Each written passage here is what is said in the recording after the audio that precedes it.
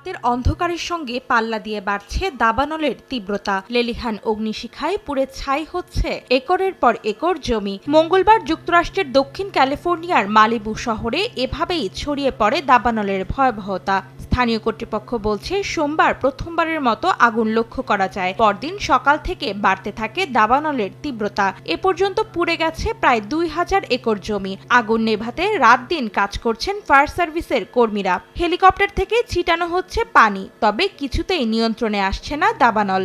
কর্তৃপক্ষের দাবি, তীব্র বাতাসের কারণে দাবানলের ভয়াবহতা ছড়িয়ে পড়ছে দ্রুত। স্থানীয়ভাবে পরিচিত সান্তা আনা বাতাস ঘন্টায় প্রায় 64 কিলোমিটার বেগে বইতে থাকায় ঘটছে এমন ঘটনা।